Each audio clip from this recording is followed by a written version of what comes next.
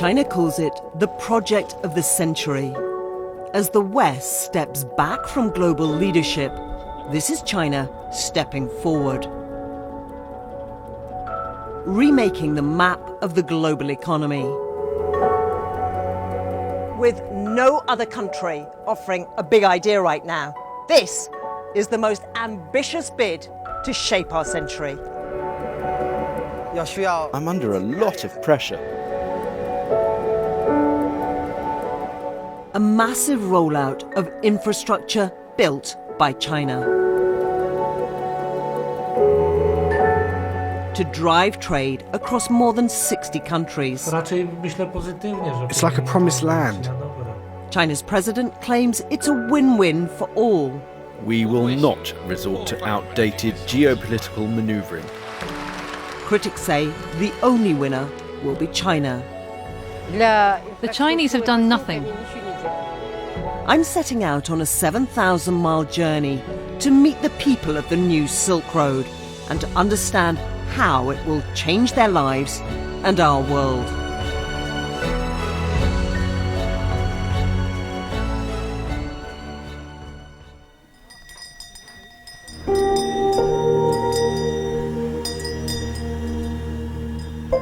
They call them the ships of the desert. For centuries, the camel trains of the Silk Road dominated trade between China and the West. Now, China wants to build a new Silk Road. China's Belt and Road vision is so vast, it may be decades before we can tell whether it's a worthy successor to the ancient Silk Road. But what we can say is that with no other country offering a big idea right now, this is the most ambitious bid to shape our century.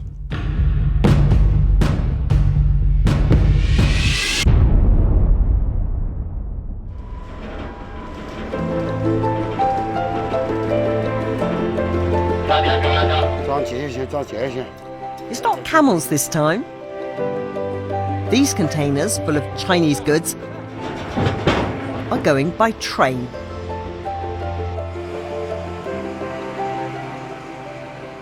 China's grand plan is to build roads, rails, container ports all the way across Asia and into Europe.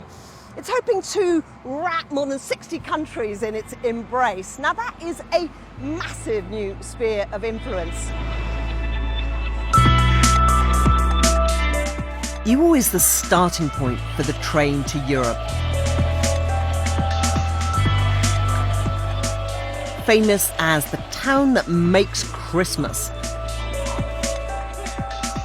And probably many of the things in your home. Oh my gosh, that's quite a weird feeling.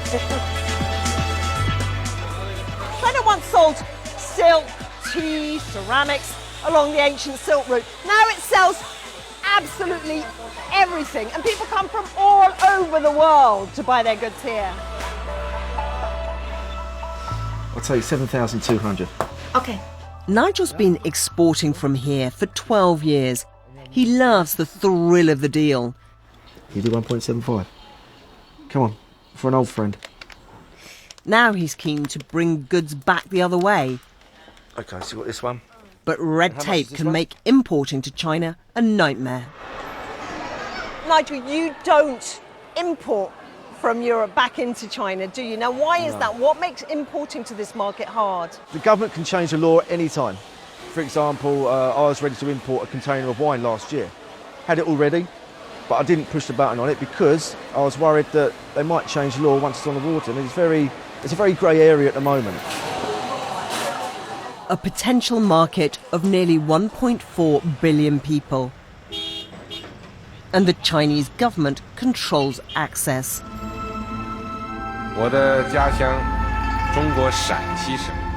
The emperors once claimed to rule all under heaven.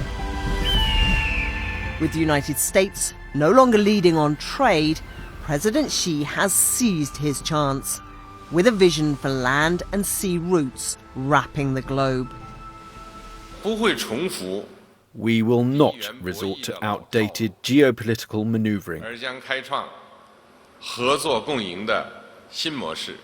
Instead, we hope to achieve a new model of win-win cooperation.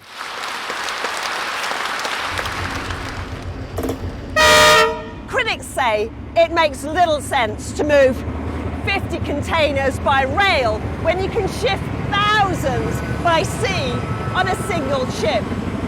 But it's often a mistake to underestimate Chinese ambition. Beijing's invested huge political and financial capital in its new Silk Route. And this train is an important symbol of the biggest development plan in the world right now.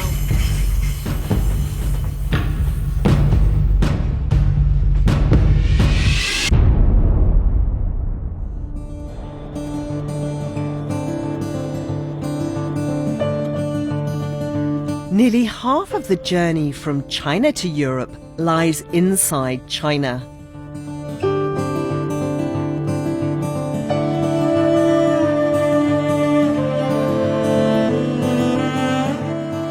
A lot of ground to cover, and the wealth gap between East and West, a challenge as immense as the terrain. China's new Silk Road needs to solve China's problems. This China out here, not just the one I've left behind in Yiwu. The Silk Road was once unimaginably remote to most Chinese, not anymore. In less than a decade, China's built twice as much high-speed rail as the rest of the world combined and pushed it out to the far west.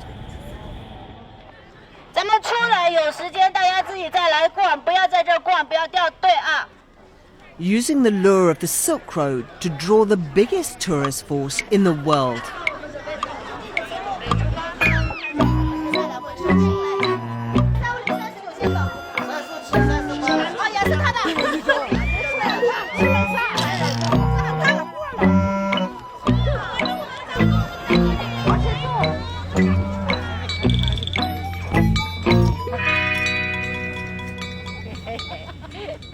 China hopes its new Silk Road, laden with tourists, can bring wealth to the West.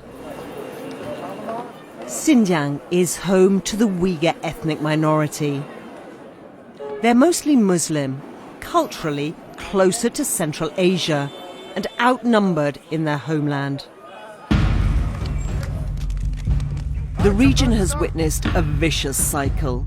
Bitterness over marginalization, driving bomb and knife attacks by Uyghurs, and met by overwhelming force and religious repression.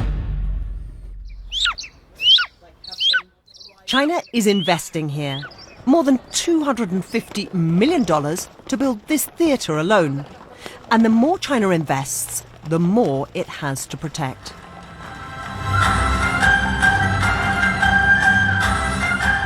But this Silk Road show works hard to spin a story of ethnic harmony.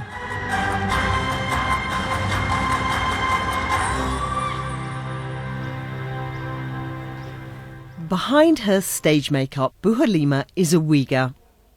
Once, Xinjiang was known for music and dance, and she's sad her homeland's now more famous for violence. Tourists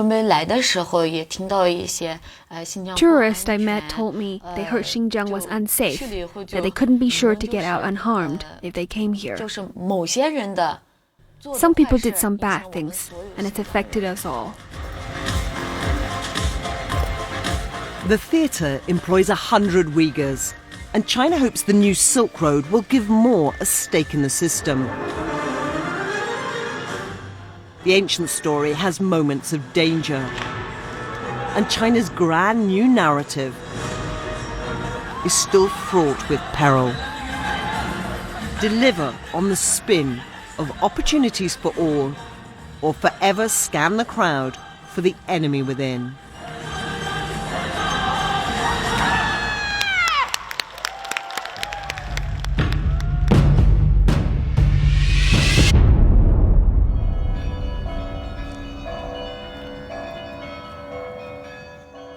A cathedral in Almaty, Kazakhstan, a strategic stop on China's new Silk Road, but traditionally Russia's backyard.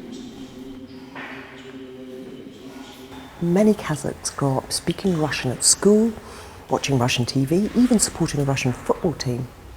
And none of that seems to have changed. But so much else has changed with the coming of China. Dosum Satpayev is a political analyst. He sees the nations of Central Asia as billiard balls in a game between the big players, Russia and China. China, I believe, will be like some threats for our independence. Why? Because for China, Kazakhstan is not equal partner. For China, Kazakhstan only is like as one of the players in the big China geopolitical game. The heart of the new Silk Road is infrastructure. With the Chinese economy slowing back home, state construction companies put to work abroad.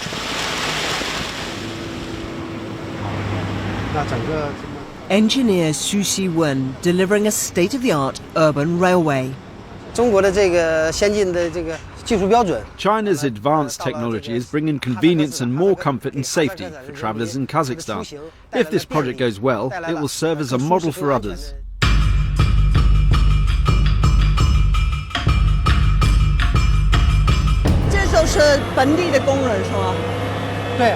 But he tells me most of the jobs here will go to Chinese workers.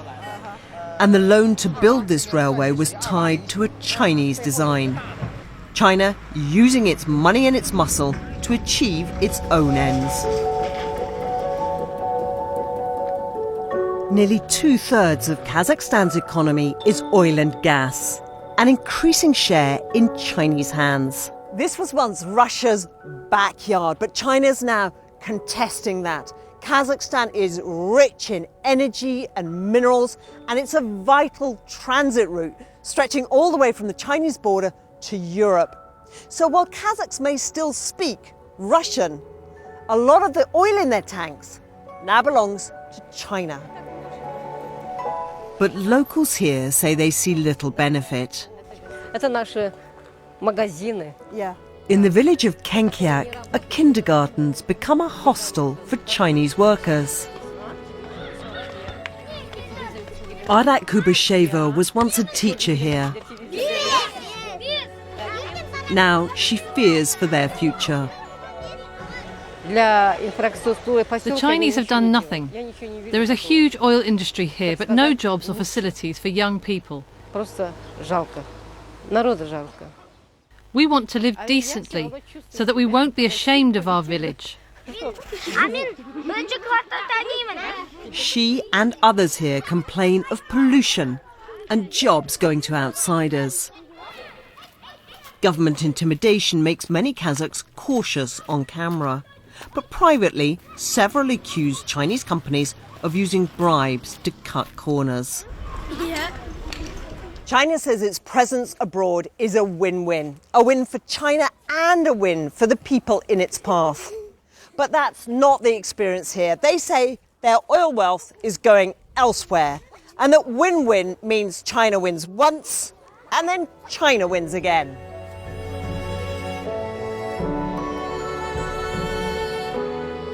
Some Kazakhs will benefit from China's plans. More on the city's skyline, a commuter railway, some highways, some pipelines. But building big and fast in a developing country, that often means corruption and crushing debt.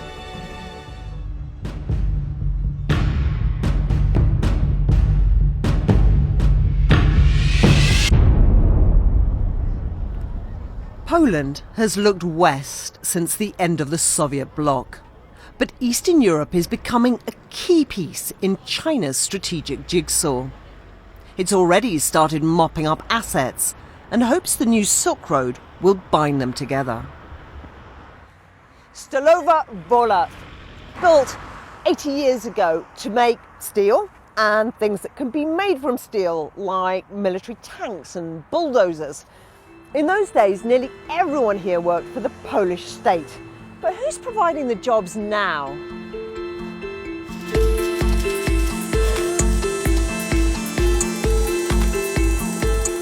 This digger factory was near financial collapse. when Chinese state firm Liugong rescued it and 1,200 workers.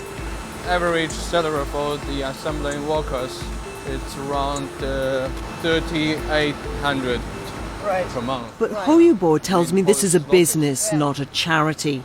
He arrived as a manager 6 years ago and he's still trying to modernise the place. Their factory in China takes just 7 minutes to make a machine which takes 4.5 days to build here.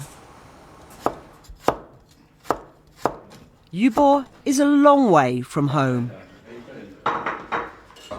It's like a bachelor's life. A little bit, yeah. Like in the army, bachelor's life.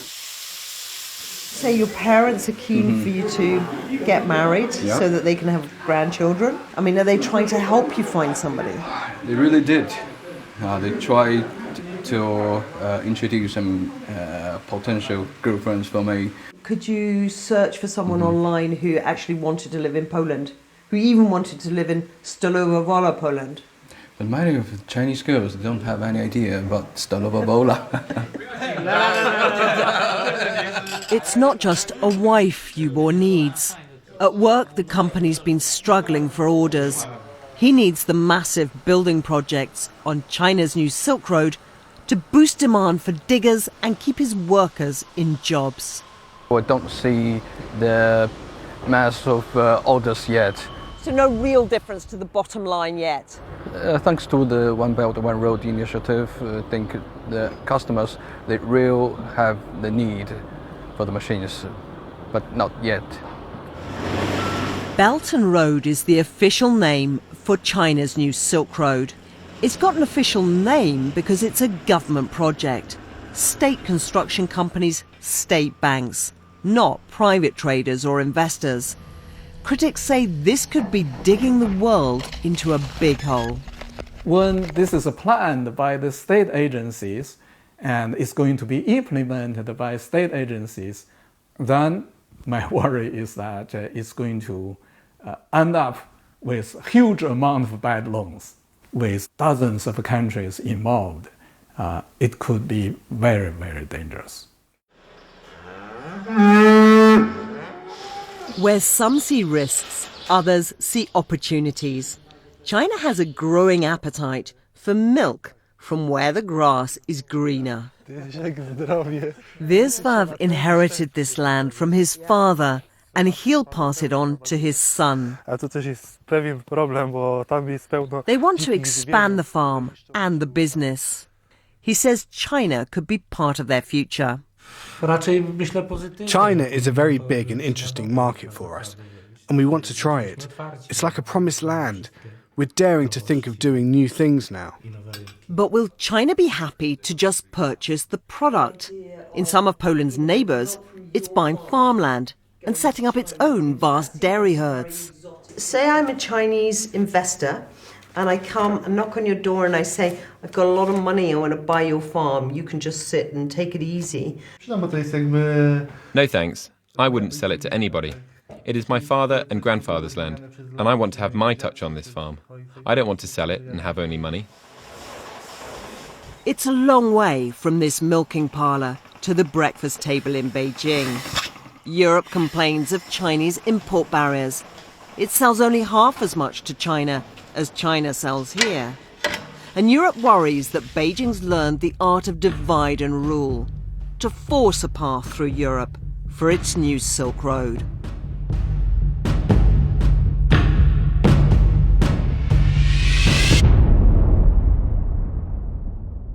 Should we have jam first or clotted cream first? What's the right answer?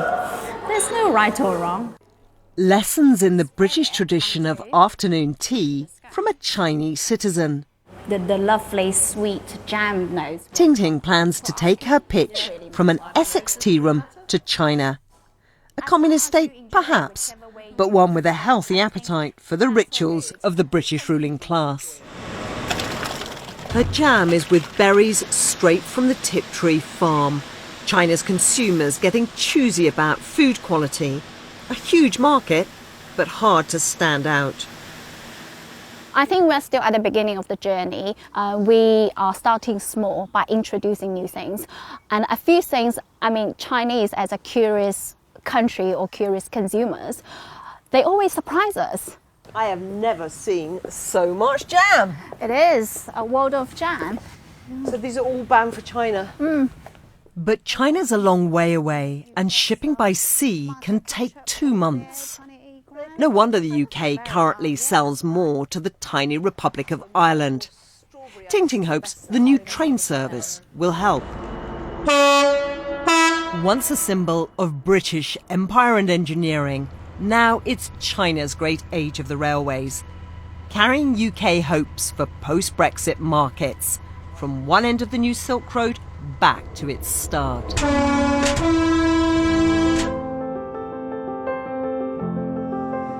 3 weeks later, and those British goods from the train are on display at a Chinese trade fair. No one but me showing an interest. It's a local stir-fry which captures the crowd. So how are other European exporters doing?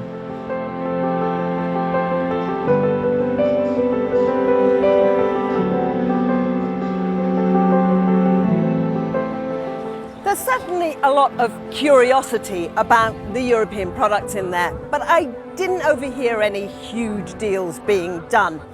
I think there's still a long way to go.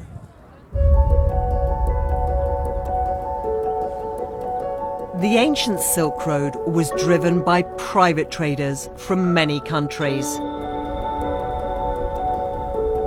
The new version is Chinese state money and muscle.